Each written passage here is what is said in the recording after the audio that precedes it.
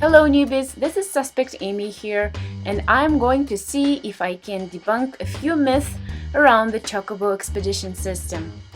To begin with, I want to admit that this video idea isn't mine.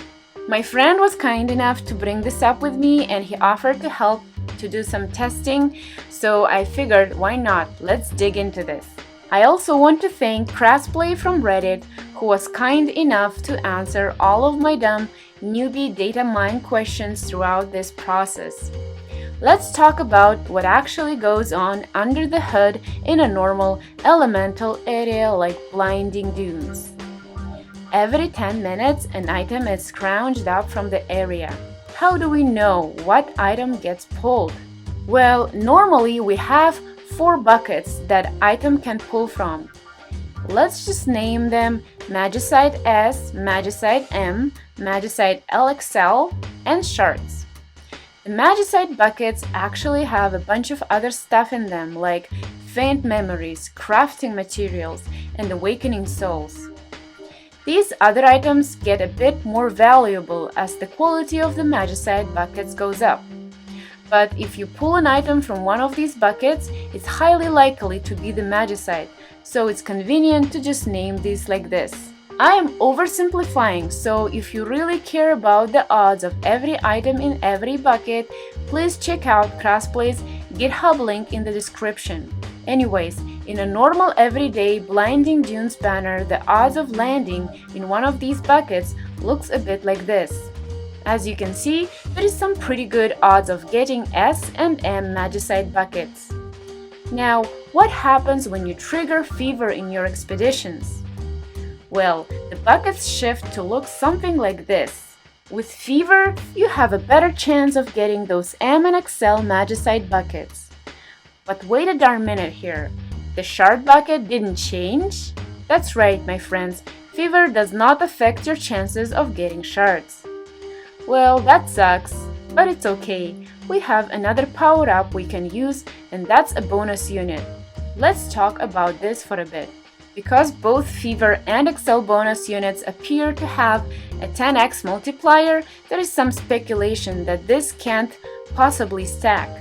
10x may be the cap on how much of a bonus you can get on the rare item drop rate.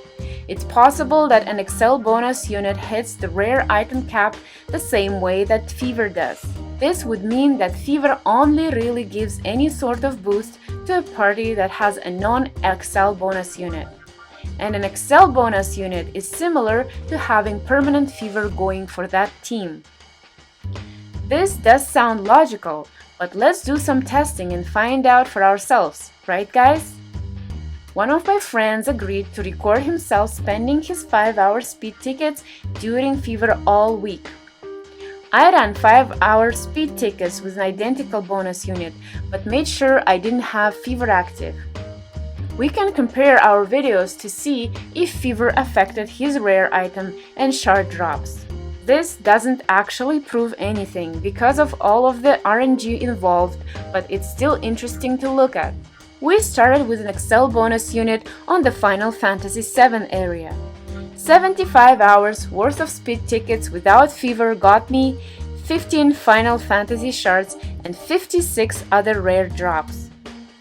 Doing 75 hours with the same setup but with Fever active brought in 8 shards and 81 rare items.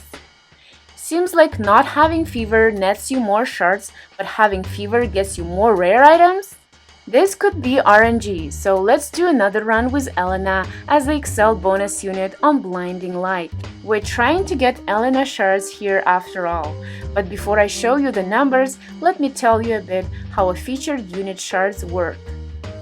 Remember how I have the standard buckets from before for a normal element area? So what happens if we add a featured unit's shards here?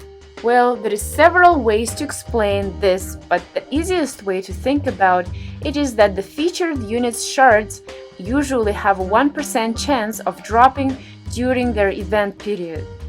It slides right in here and shrinks the Magicite buckets down a bit to make room.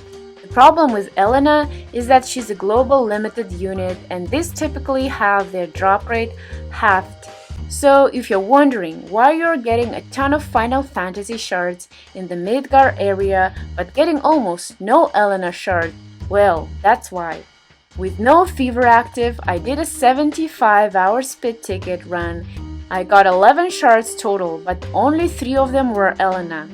I ended up with 58 other rare drops.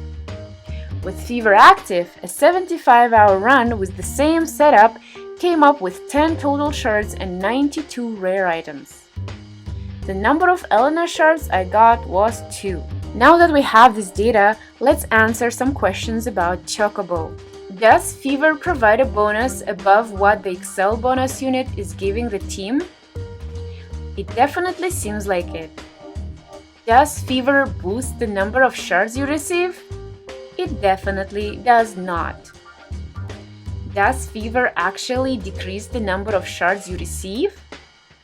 Well, my test seems to lean this direction. It's not like there was just one lucky speed ticket session and it skewed the data wildly. If you break my data down by day, non-fever runs beat fever runs in shards pretty consistently. However, it's not by enough that can't be ruled out by RNG. I can't think of any way fever could mathematically lessen shard drops, so I feel confident saying that fever has zero effect on shards. In conclusion, should you wait for fever to run your speed tickets? I think so. Shard drops should be the same, but you'll get more rare items, so why not? Lastly, let's quickly test the theory that you don't need to add a bonus unit to every team. Here's the EXP gain while having an Excel bonus unit on the team.